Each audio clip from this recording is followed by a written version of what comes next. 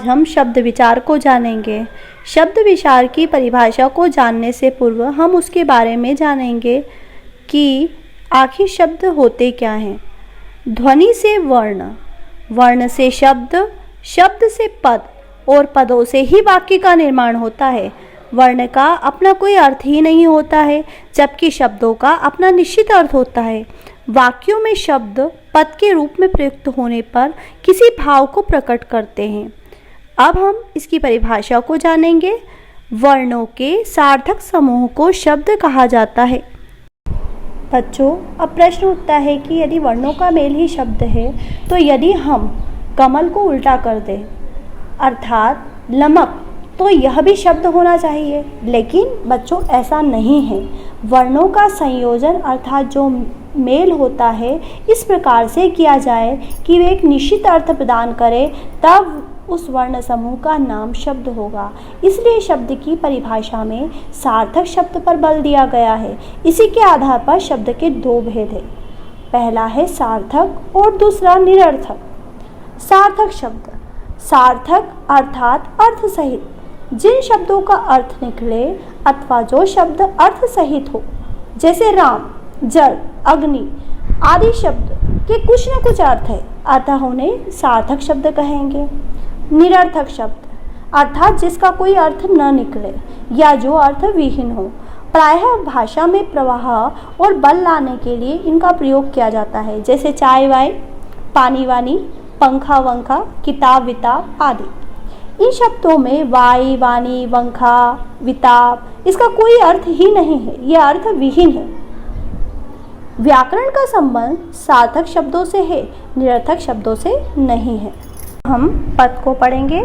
जब शब्द वाक्यों में प्रयोग होते हैं तो वह व्याकरण के नियमों, कारक, वचन और लिंग आदि में बंध जाते हैं, अर्थात उनके नियमों के अनुसार चलते हैं, इसलिए उनका स्वरूप बदल जाता है, तब वे पद कहलाते हैं। उदाहरण के लिए, मोहन बाजार जा रहा है, ईशा गाना गा रही है।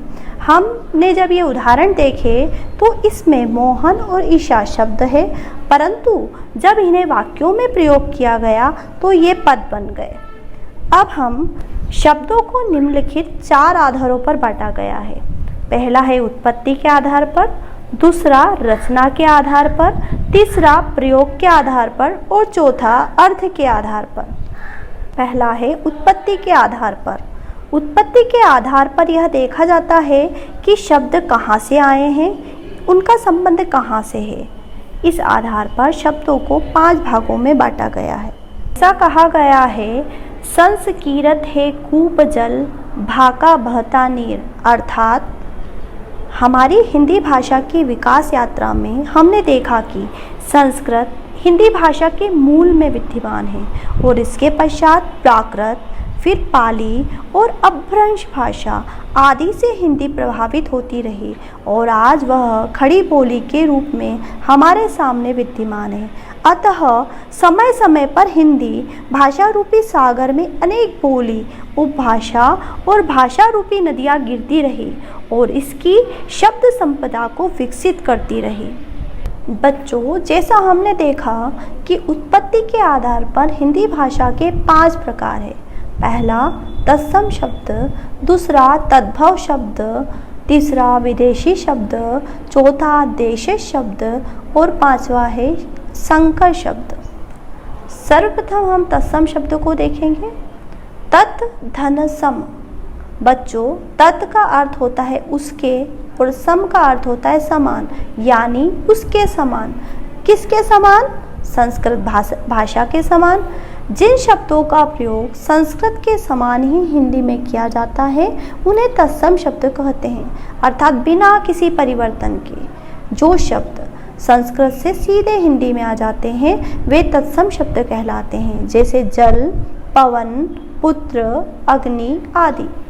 तद्भव शब्द, तत्, तत्, उससे, धन भव उत्पन्न होने वाला, अर्थात उससे, अर्थात संस्कृत से उत्पन्न होने वाला।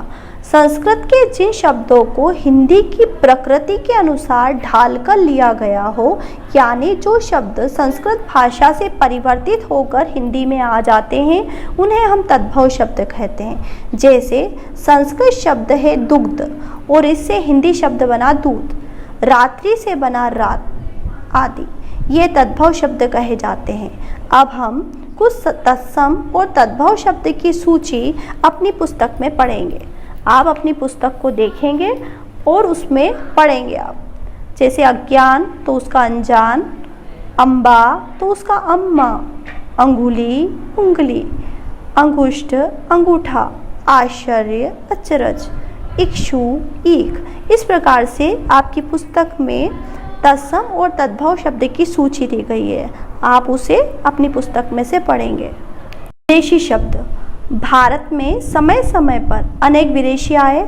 इन लोगों की भाषाओं ने भारत की भाषाओं को बहुत अधिक प्रभावित किया, विशेष रूप से हिंदी भाषा को। इस प्रकार जो शब्द अरबी, फारसी, पुर्तगाली, फ्रांसीसी, अंग्रेजी आदि विदेशी भाषाओं से हिंदी में आ गए, उन्हें विदेशी शब्द कहते हैं। जैसे अदालत, आदमी, तोप, अपील, कर्फ्यू आदि। देशज शब्द। भारत में हर राज्य की अपनी एक भाषा है और उन भाषाओं की अपनी बोलियां और उपबोलियां हैं।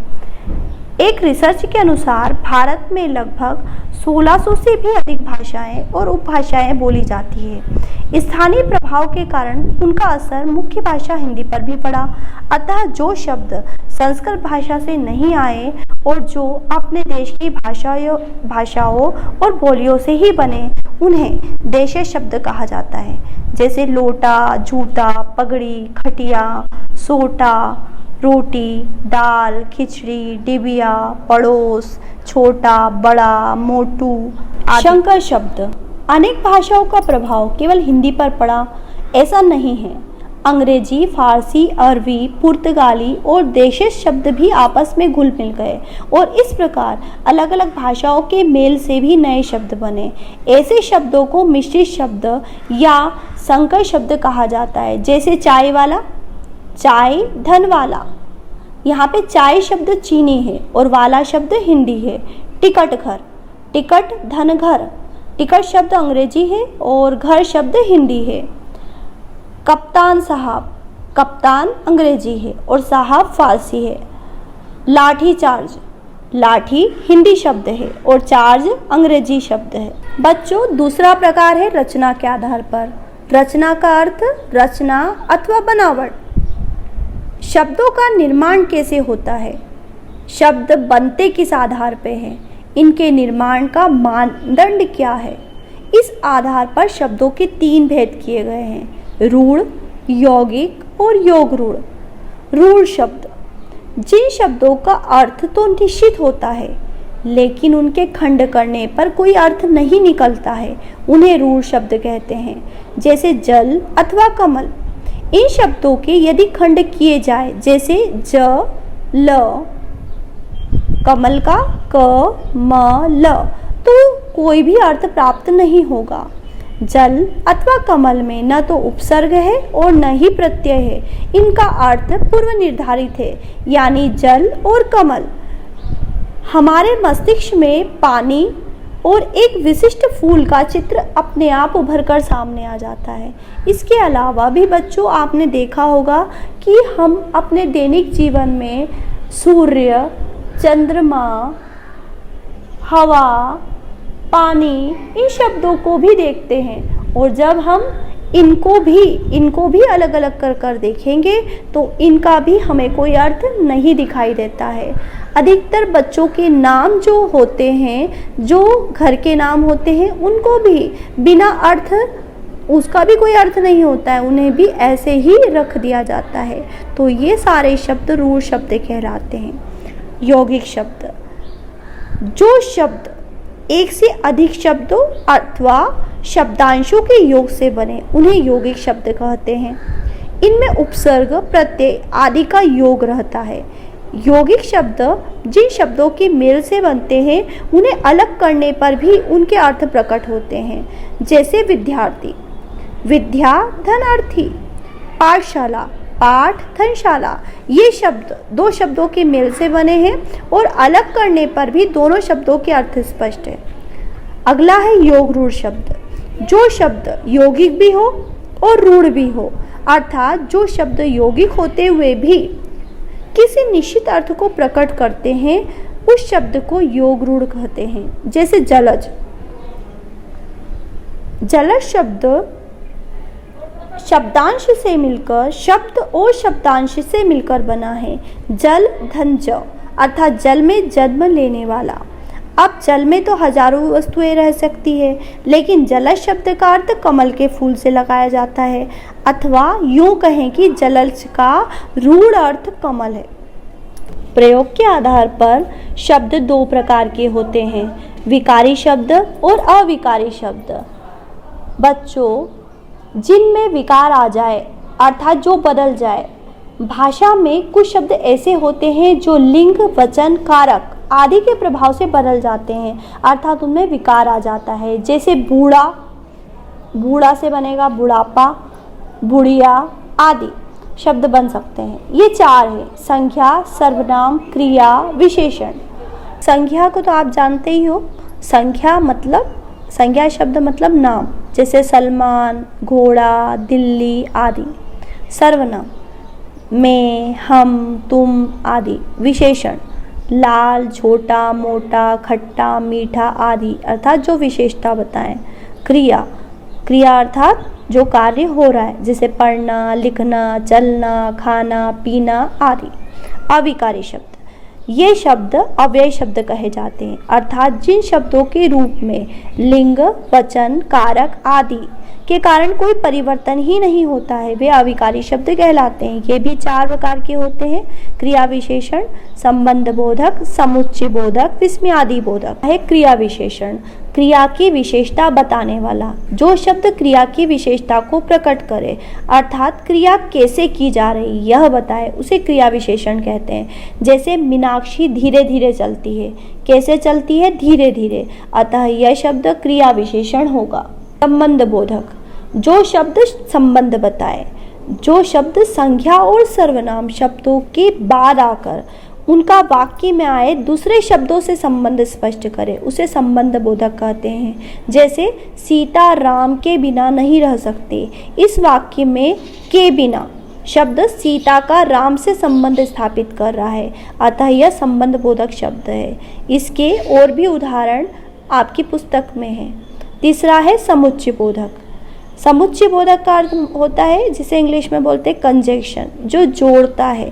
इन्हें योजक भी कहते हैं। योजक वे शब्द होते हैं जो दो शब्दों, वाक्यों या वाक्यांशों को आपस में मिलाते हैं। जैसे विवेक और अर्पित बाजार गए, इस वाक्य में और दो शब्दों को जोड़ रहा है, अतः यह समुच्चय बोधक है। इसके बाद आता है विस्मयादि बोधक। विस्मय आदि भाव को प्रकट करने वाला, जो शब्द आश्चर्य, विस्मय, हर्ष, शोक, लज्जा, घृणा आदि मनोभाव को प्रकट करें, उन्हें विस्मयादि बोधक शब्द कहते हैं। जैसे आहा, कितना सुहाना मौसम है, इस वाक्य में आहा हर्ष को प्रकट कर रहा है, अतः यह विस्मयादि बोधक शब्द है। चौथा है अर्थ के आधार पर शब्द भेद। वैसे तो शब्दों के अर्थ निश्चित माने जाते हैं, परंतु ज्ञान बोध, वक्ता, श्रोता और प्रस्तुतिकरण के आधार पर अर्थों में पर्याप्त अंतर आ जाता है। प्रायः एक शब्द गुणों आदि के आधार पर एक से अनेक वस्तुओं के लिए प्रयोग में आ जाते हैं। जैसे हरि भगवान को भी कहते हैं और बंदर को भी। इस आधार पर शब्दों के निम्नलिखित भेद है। पहला है सार्थक शब्द, निरर्थक शब्द, एकार्थी शब्द, अनेकार्थी शब्द, विपरीतार्थक शब्द, समानार्थक शब्द। तो यहाँ पे 6 प्रकार हो गए। सार्थक शब्द, जिन शब्दों का कोई निश्चित अर्थ न हो वे सार्थक शब्द, जैसे कलम, विद्यार्थी, पुस्तक, विद्यालय आदि। निरर्थक शब्द, जिन शब्दों का कोई अर्थ नहीं होता वे निरर्थक शब्द, जैसे खाना वाना, कपड़े वपड़े, जूते वूते, डंडा वंडा आदि। एकार्थी शब्द, जो शब्द हमेशा एक ही अर्थ में प्रयुक्त किए जाते हैं उन्हें एकार्थी शब्द कहते हैं, जैसे दीवार, दुकान आदि। अनेकार्थी शब्द, जब एक ही शब्द अलग अलग स्थानों पर नए नए अर्थों में प्रयोग किए जाते हैं उन्हें अनेकार्थी शब्द कहते हैं, जैसे कल, मशीन, आने वाला दिन और बीता हुआ दिन आदि। तो यहाँ पर हमने कल के कितने अर्थ पढ़े? मशीन, आने वाला दिन, बीता हुआ दिन आदि। तो इसलिए इसे बोलेंगे अनेकार्थी शब्द। विपरीतार्थक शब्द, जो शब्द विपरीत अर्थ प्रकट करते हैं, विपरीत अर्थ मतलब विलोम शब्द, है ना, उन्हें विपरीतार्थक शब्द कहते हैं। इन्हें विलोम शब्द भी कहा जाता है, जैसे आकाश, पाताल, जन्म, मृत्यु आदि। समानार्थक शब्द, जिन शब्दों की एक से अधिक समान अर्थ होते हैं उन्हें समानार्थक शब्द कहते हैं। ये पर्यायवाची शब्द भी कहलाते हैं, जैसे हाथी को गज बोलते हैं, हस्ती बोलते हैं, वितुंड बोलते हैं, नदी को सरिता, जलमाला, तरंगिणी आदि।